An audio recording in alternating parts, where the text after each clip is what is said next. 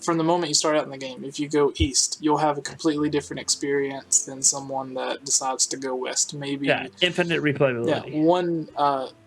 If you start out going east, the very last thing that you might come across, or the very last town, village, whatever that you come across, could be the very first town that someone comes across if they go west, and just like the complete opposite direction. So do you think, if you go to, say, Kakariko Village, far off in the east, if, there is a Kakariko Village, and if it does, whatever. So if you go there to the east, you get part of a story that kind of progresses the game. Do you think it'll have branching paths to where if you go to the east and you do a story there, it might affect something that happens in, say, Zoro's Domain, to where if you would have went to Zoro's Domain before going to that village, then you would get a completely different experience. For example, let's say Zoro's Domain is flooded for some reason. And if you go to Zoro's Domain first, you'll see, not flooded, frozen. You'll see that it's frozen, you can't really do anything there, you can talk to a few people, they'll talk about, oh, it's frozen, we need help. Can you go do something in this village to help thaw it out to save us?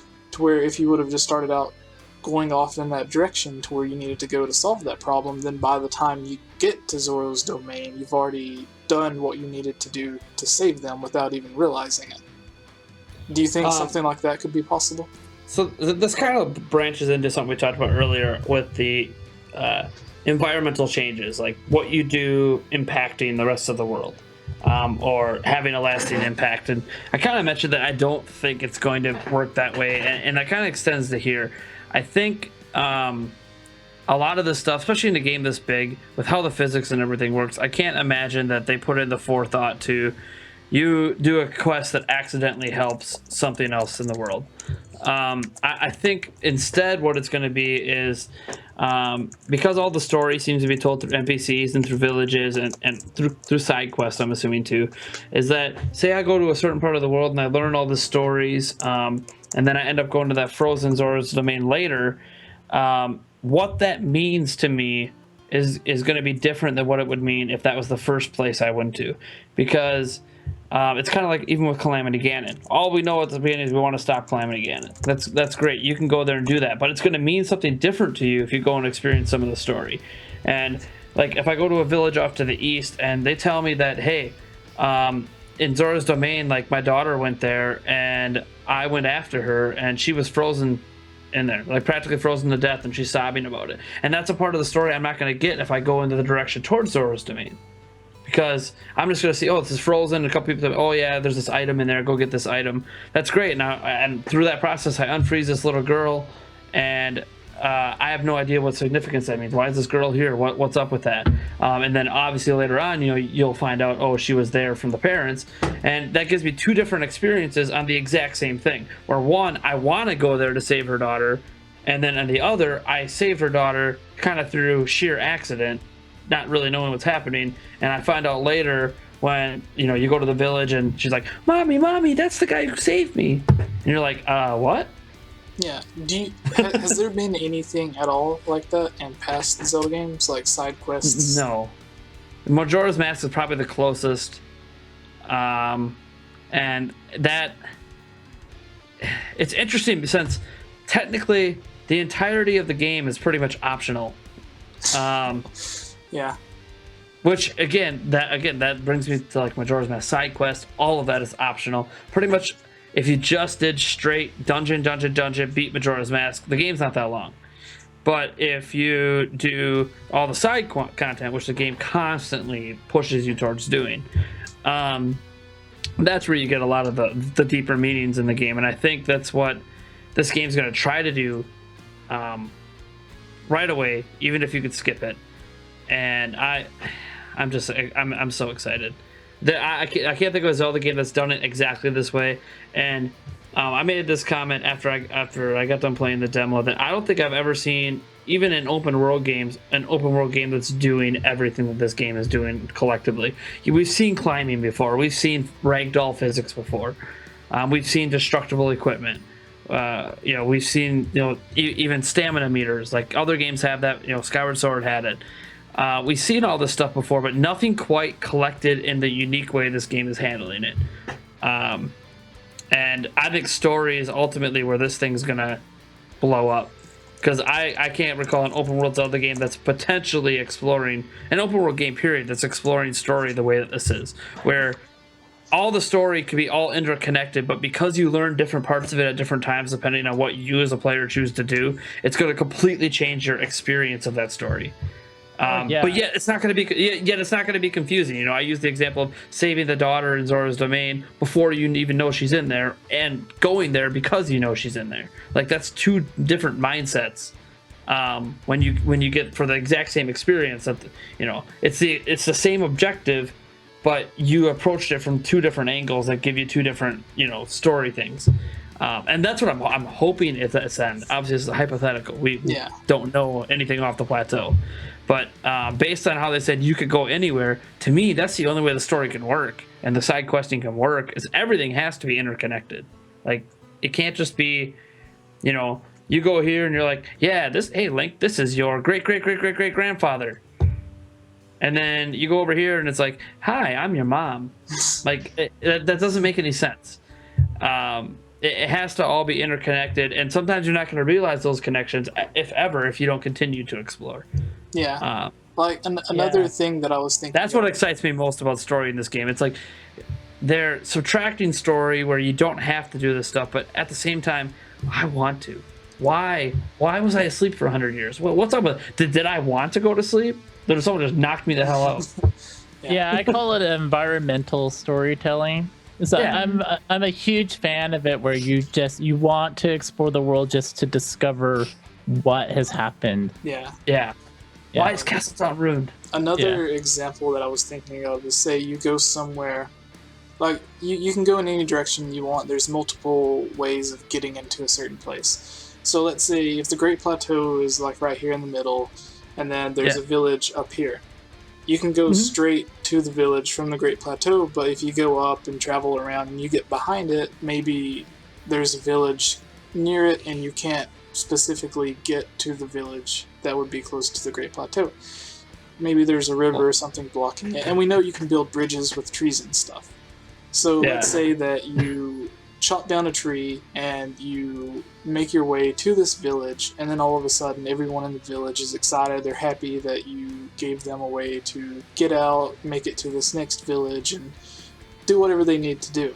Whereas if you would have just went to the village straight from the Great Plateau instead of like circling around, then you would end up in a village full of people that are kind of stuck there. They don't have a way to get out. They don't have a way to get food or whatever it is they need to do.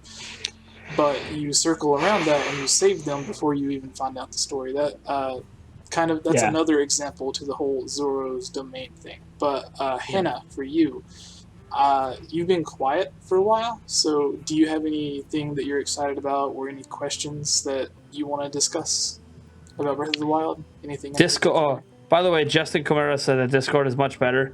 It is. It just doesn't have video chat. It is. Oh, yeah. No video chat. Someone mentioned Google Hangouts. Google Hangouts is okay. It does work really well with live stream on YouTube, so that's something that maybe Jesse can look into for future ones. Yeah. I'm just a fan of Skype. It's where I already have everybody. So Skype crashes all the time. Oh, I hate it. Anyways, I'll leave that alone. I used to love Skype until I turned on Discord. Anyways, I would love to hear from the lovely Nanami.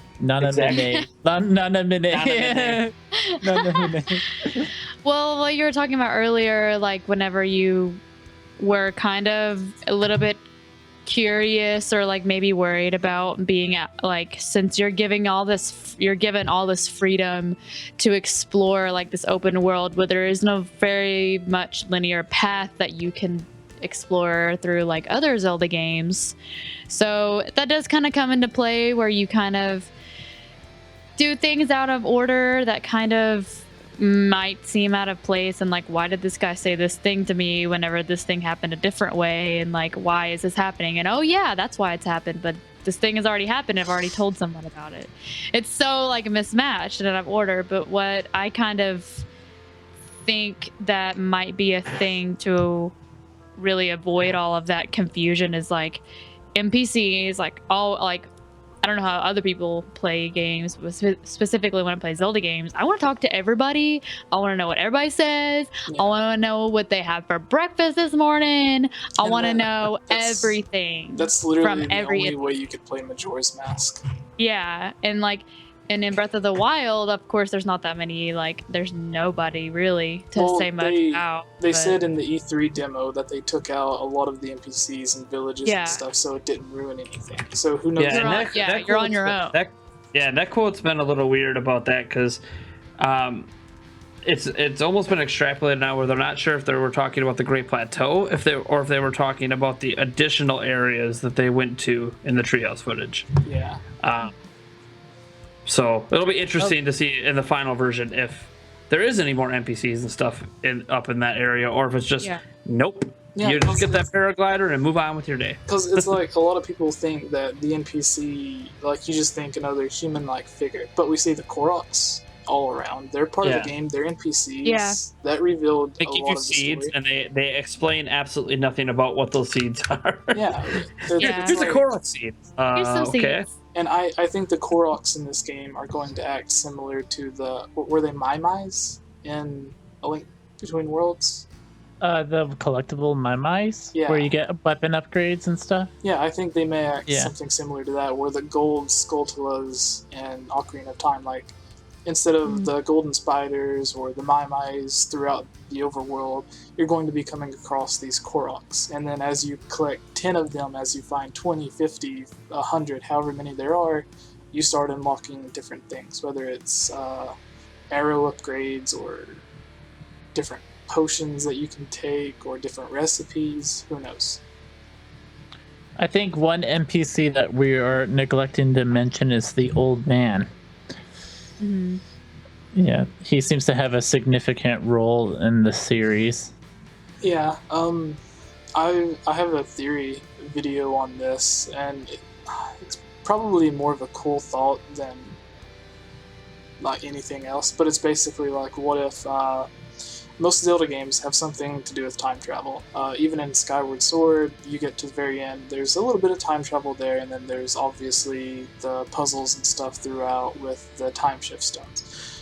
And we know that this Link was, he wakes up after 100 years or whatever. So what if, how did it go? Say like this Link, he is his own original Link. He's not a Link from another game, but he is put in a sleep because he's seen as the hero or whatever, and he is awakened when he's needed, and then he goes out on his adventure to stop Calamity Ganon and save Hyrule, and you get to the whatever happens like in the first part of the timeline, whatever happens, like you're not able to defeat him, you're not strong enough, so then you get sent back in time, like to the previous 100 years, to find yourself and put yourself in this state until you're able to go through and defeat Ganon. So like you're going back 100 years to put the original Link to sleep until he wakes up 100 years later. And in that 100 years, the old man is just the Link that went back in time, learning and studying all this knowledge to finally, when his past self wakes up in the future, teach him everything that he needs to know to destroy Ganon, if that makes any sense. It's really confusing, but I thought the ending of Skyward Sword was just as confusing, so because you go to the past to kill Demise, but he's present in like both timelines, so yeah. I don't know, just a crazy theory. Well, if you kill him in the Theory, past, theory. wouldn't he no longer exist in the future? Well, don't they say in Skyward Sword that Demise exists like through both the past and the present in that game? That is true with the time shift stones. infinite split timelines. Everything is possible. Yeah, that is true. You know, Nintendo, they made that knowing that they could do whatever they want with the Zelda series. We just did the downfall timeline. All right, cool. So now you just literally made infinite timelines possible. Yeah. Yes, exactly. There's infinite timelines possible for every scenario. So a quick thing that I have is, if you remember back when Majora's Mask 3D was being promoted, they had the Miiverse interview where they were interviewing someone acting like the Happy Mask salesman. And at the end of the interview, they asked if he could come back, and he said that he's been appearing all over the place lately. That he may be appearing in a new game going forward. My personal thought was Grezzo remade Ocarina of Time, they remade Majora's Mask. They got a little bit more freedom with Majora's Mask than Ocarina of Time. Maybe Nintendo's seen how well they can do things if they're given the opportunity, so maybe they were like, oh hey, go make another 3DS Zelda game using the engine, the assets that you're already used to using with Ocarina of Time, Majora's Mask, just make a third Zelda game in that style. I thought it was talking about Grezzo's next project, which would have the Happy Mask Salesman in it. But we seen Triforce Heroes come out, so maybe the Happy Mask Salesman could end up in Breath of the Wild. Maybe that was the game he was referring to. Do you think that's a possibility? He was kind of in Skyward Sword already. When you first walk into the marketplace in Skyward Sword, there's the guy who's kind of like this, and he's got like the face. He and, has all the features of the Happy Mask. And he walks around and like kind of like follows you. So, and you buy the first shield from him so you can like progress and get better shields. But he sells everything, and he kind of like makes the vocal noises that you would think that he would make. Yeah, and so I feel like they're gonna do that too. The Happy Mask. I love his angry face. He also also happy and weird and creepy. I forget which one, but he also appears in one of the Oracle games. And there's a side quest where I think he's like starving, and you have to bring him food or something. Do you know which game that is, Nathan? It's either Oracle of Seasons or Oracle of Ages. The Happy Mask Salesman. There's a side quest that you have to do with him. I have no idea. Well, one of the two. He's also. I should know, but it's been a long time since I played those games. Yeah. Oh gosh. So, does anyone else have anything they'd like to discuss? I think we've been going on for well over 2 hours. So, blow up those rocks, Link. I know. I'm watching him climbing the rocks. The cube bombs, though, like, mwah. I said the same bombs. Cube bombs. Oh my the God. Cube bombs. I just want to hold it. The only thing I can think of is cube cheese. I really want some cubes of cheese right now. I'm glad I'm not the only one hyped for cube bombs. Yes. Yes. Oh man. Like in Wind Waker, when you first started Wind Waker, and you have to like get Medley across the bridge so she can go to the Great Valoo or whatever. If you don't throw the bomb at the right time when you have to get the rock to explode so everything fills up with water so you can swim across, the bomb goes off the rock and it rolls into the water that at the fountain it's sitting in. The rock's sitting in. Yeah, you missed my conversation. Like, why won't it stay? Yeah. I was playing. Yeah, I was playing Skyward Sword. I was in the one of the fire dungeons, and there was like this platform that was being raised by lava, and you had to throw the bomb on the platform to like explode this rock entrance, and it kept rolling off the platform. And I was like, if only I had some cube bombs at this moment. Yeah, I know exactly what you're talking about. I had a lot of trouble with that. Because, like, wasn't there lava flowing at the bottom of it? And it would roll into the lava? Yeah. Alright, so we've been going on for a while now. We can continue, but if you guys want to go, we can end it by you guys just naming off your favorite Zelda games and why they're your favorite. But if you want to continue, then we can keep discussing after that. But I don't know if any of you have anything that you need to get to. I just need to eat some food. I Yeah. haven't had dinner. Hey, It's food. I want some cube cheese. I know, me too Oh. now. Some cube cheese, boy. please. See what I've started? Yeah. All right. So starting with you, Eric, what is your favorite Zelda game? And then after you give your favorite Zelda game, remind everyone who you are and where they can find you. Okay, yeah. I'm Erich Schuler. You can find me on Twitter, Facebook, and YouTube, and most likely you'll find me on Twitter and Twitch. I know I mentioned Twitter already, but Twitter and Twitch, you'll definitely find me there. Find me at ErichSchuler. I talk about Zelda a lot. I'm a big Zelda nerd. My favorite Zelda game. Okay, my favorite Zelda game is actually Ocarina of Time, but it wins with nostalgia factor alone. If I were to get rid of nostalgia as a factor, it would be Majora's Mask. Majora's Mask would be my favorite. And my favorite 2D is Link's Awakening. All right. And now you, Nathan. Oh boy. All right, so for starters, editor-in-chief at Zelda Informer. You can find me on Twitter at NateJance or anything Zelda Informer anywhere. I've probably had a hand in it. So yeah, I mean, we do have a wonderful staff, but yeah. So I don't want to take credit away from them. They do a good job. We actually just hired a new person who does videos, who released a video on our YouTube channel 2 days ago, and it's actually like our top viewed video in a while. So good job to him. Nice. Thank you for joining the team. I'm really glad that we're expanding our video content because, man, I have my hands full. I wish I could do more. So favorite game. I hate mentioning it, but it's Zelda 2.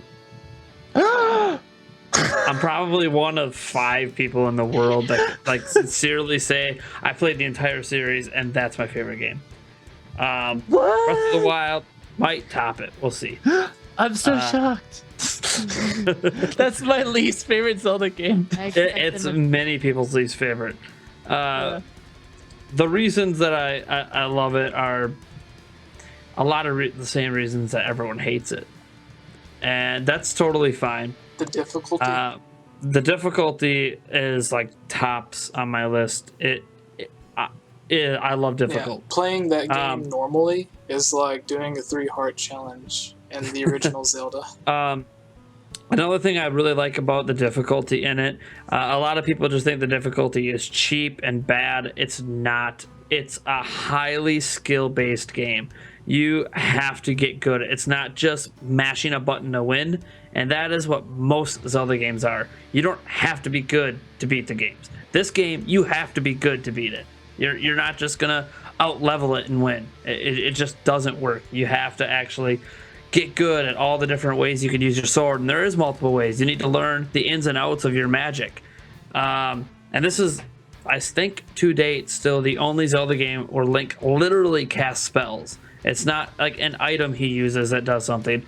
He has magic abilities.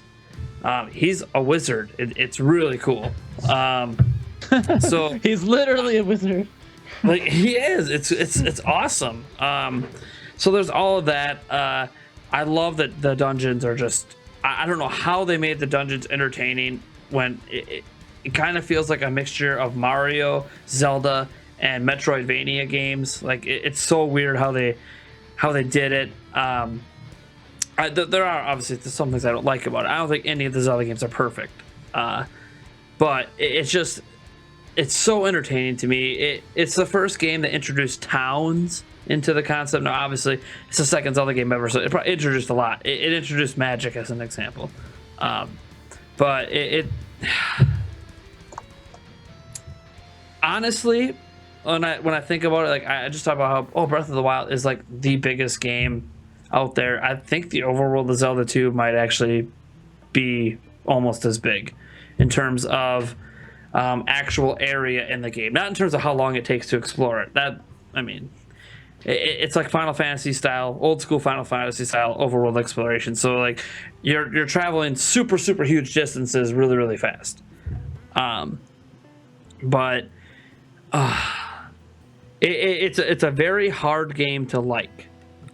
but if you enjoy challenge, you enjoy very highly skilled combat. Like, to date, I've always played Zelda for gameplay, not for story. Story is awesome. I want to see them get better at it, but it is irrelevant to why I'm playing a Zelda game. I'm playing it because I'm having fun, and just there's so much fun I have with that game. And when I die, I know it's because I screwed up. Except for Dark Link, you can suck it. You are a cheap whore that suddenly is better than the very best players of the game, and everyone resorts to that dang crouch in the corner cheating method. Don't go to Spencer's. Oh. How are you better at all the moves? You could do them faster than you could pull them off with the NES controller. You cheap bastard. And hey, I mean, it might be wrong. It's clearly not what Nintendo intended, but I still of mind today that I am recovering my hearts by visiting a whorehouse. And the fact that, like, I'm a kid and this girl's like, come into my home, and I come out and I feel better. Even as a kid, I just knew that, like, okay, something happened. Like, this isn't like, right. Like in Final Fantasy, like, you go in there and it shows you falling asleep on the bed. So, like, there's no implications in Final Fantasy when that happens. In this game, it's like, no, just come in. Come in real quick. A quick 5 minutes. You'll feel better. Like, what? What? Come into my home. I feel like bad and dirty saying that. Like, earlier, when Jesse was like talking about something or whatever, and he started going like this, and I was like, well, he was thinking about that moment. My mind should not be this far down in the gutter. It's just in Zelda 2, it felt like Zelda for adults. And I don't just mean, like, in the sense of the prostitution stuff. Like, it didn't bother me when I was a kid and I experienced it. Like, this is a normal part of the world. Like, if this is a thing, this obviously isn't out of the ordinary. So I shouldn't be, like, grossed out or offended by it. Like, this is the world that they live in. Like, and if you think about, as I started growing up, Zelda 2 actually made me want to look into medieval century, kind of, so 15th century kind of living over in Europe and Great Britain. Just how, like, that prostitution thing sounds weird, but, like, that was a real thing back then. Like, no one actually thought that was weird. And, like, just everything in that game just made me, it made me fall in love with history and that time period. So maybe it goes beyond the game for me. I don't know. I think a lot of people's favorites end up going beyond the game. But yeah, that's just, I could passionately talk about Zelda 2 all day. And I promise I will never bring up prostitute stuff again with Zelda 2. I can't help it. To this day, I don't care what Nintendo says. Like, that is what is implied. You actually give me a great idea. I want to bring you on for like another discussion video like we had before E3, but just talking about, in your opinion, why Zelda 2 is the best Zelda. Oh boy, you're gonna make me have to write some stuff down here. Yeah. All right. So, how about you, Hannah? What's your favorite Zelda game, and how can people find you? Well, starting off for me, I used to do YouTube for a little bit, but I kind of fell out of it. I might go back and do some stuff. But yeah, run away to YouTube and run to the... Especially if you're trying to make money, they will take it all from you. Yeah. PewDiePie broke YouTube and nobody else can pick up the pieces as much, so... So, it's not really for me, so I fell into the arms of Twitch, and it's been a lot more... Woo! Yeah, woo! It's been a lot more rewarding for me in the past month than YouTube has been for me in 2 years. So I do live streams every single day, 6 p.m. Eastern Standard Time. My Twitch username is twitch.tv/Hannah Hyrule, but my username was already taken, so it's Hannah with 2 H's at the end, and then Hyrule with no underscores or anything. And then I'm mostly active on Instagram every day. It's just Hannah Hyrule, just HANNAH. and then Hyrule. So going back to oh yeah, and I also use Twitter sometimes, and my Twitter username is Keyblade Queen. So yeah, that wasn't taken for some reason. Don't know how that was. But going back to the Zelda thing, I'm gonna have to side with Eric and be like, well, I'm one of those people who's like Ocarina of Time, you know, like Yeah. like it was my first game ever. Like Ocarina of Time came out in 1998. I was 5 years old. I was born in 93. So for Christmas, I think Ocarina of Time came out in like maybe in the spring. I can't remember when exactly it came out. So that Christmas I got an N64, and then I got Ocarina of Time, and me and my brother played it like 4 hours. Like, and I would play it so much that we had one of those old-timey TVs where it was like made out of wood, and then like if you wanted to, you could take off the knobs. I would play it so much when he was at school that he would take the knob with him to school so I couldn't play on his system without him being there. Wow. So I played Ocarina of Time. I know that game forwards and backwards. Like I know where all the gold skulls are. I know how to get all the bottles. I know like where this is, and I know where that is. I know what kind of fish are in the pond in Lake Hylia. Like that is fish. like my childhood. Yeah.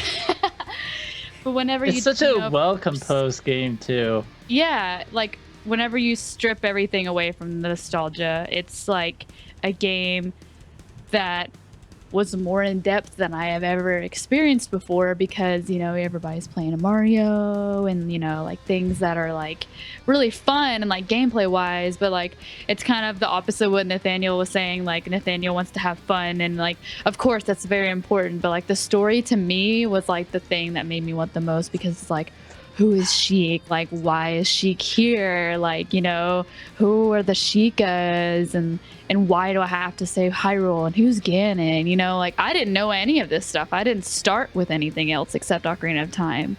So that was the thing. Yeah, that was my starting point. I was like, man, I want to know. Like, I have the mighty need. Like, I want to find out who are all these people. And, like, I fell in love with all the characters, and I loved Link's like design. And I remember the first time it was in the water temple, and I remember the first time where if you walk up to like a wall or something and you swing the camera around behind Link, you can see his face, and I noticed that he had earrings, and I was like, oh my god, he has earrings. I'm so happy. Like it's so like there's accessories, you know, like, and then whenever you put on the Goron bracelet, you can see it, and I never had that, you know. I was like, oh man, you can see, you know, little things in that game that are like really interactive, and you're like, man, that's something that I did. And, you know, like it's something that's going to affect the game later on, but it's not so much as like it's not very immersive, because it is.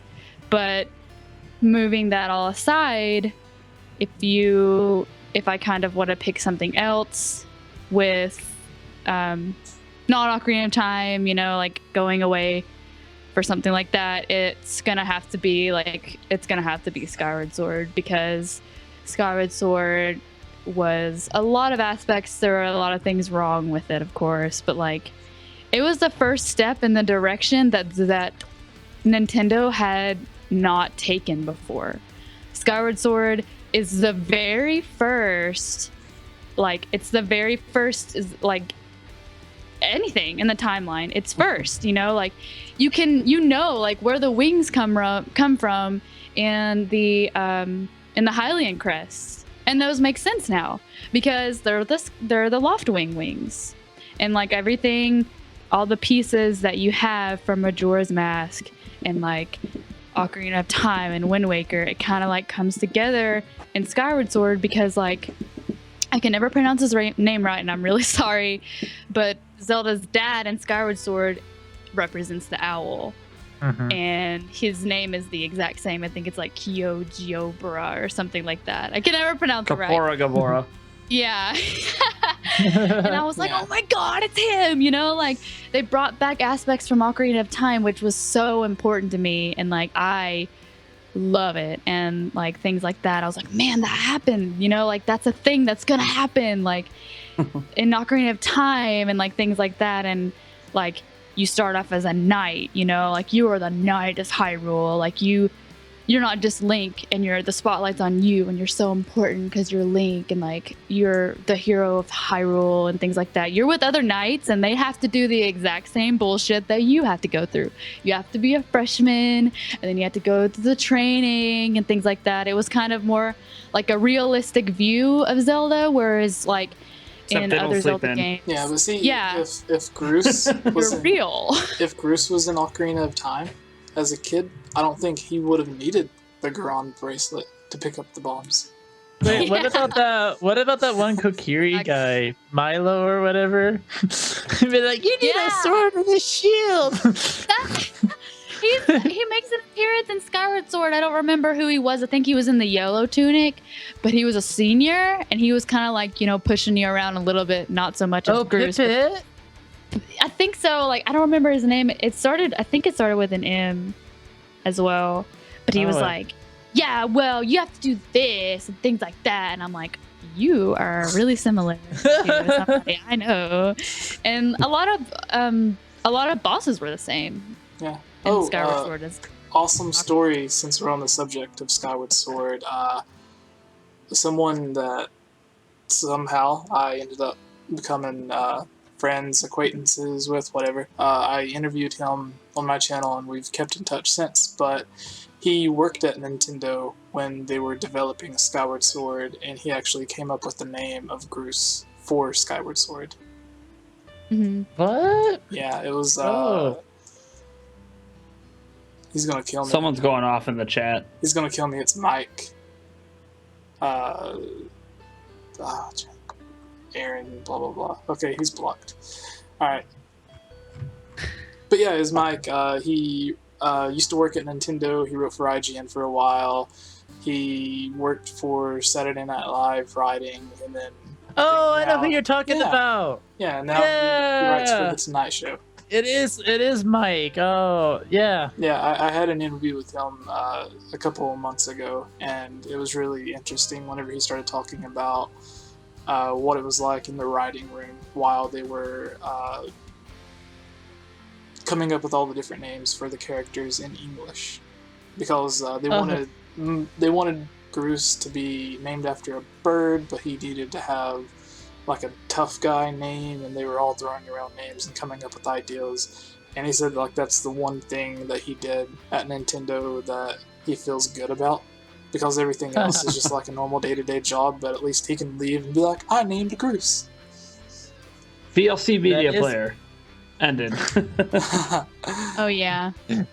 It's over. It's We have over. That reached must be a the sign. end.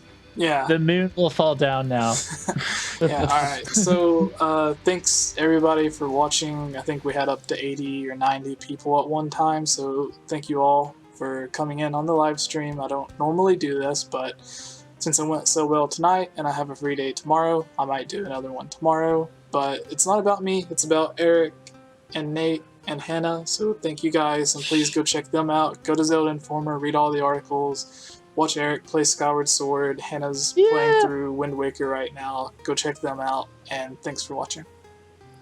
Bye. I want to thank you all for watching this video. If you liked it, give this video a like and share it with your friends. If you haven't already, please subscribe so you don't miss out on future gaming news, theories, rumors, and discussions. Also, let me know your thoughts in the comments below on how it could be improved. Your feedback is the most important part of bringing the quality of content on this channel to be the best that it can be. I would like to take this time to give a huge thank you to this month's Patreon supporters: Jonathan, The Edge Network, Magic Tech Review, John Frank, and Harris Priest. This video was made possible by supporters on Patreon. If you would also like to support this channel, head over to patreon.com/GameOverJesse, where you can support this channel as well. Rewards vary from having your topic featured on a future discussion, seeing videos early, joining as a guest on a video, shoutouts, and having a custom avatar similar to my own drawn of you to match any video game or anime art style that you would like. Mine is of myself as Link, but you could choose to have yours any way that you would like. Finally, I would like to thank my friends CS Guitar 89 and Gnomo Designs for providing the music and artwork for this video.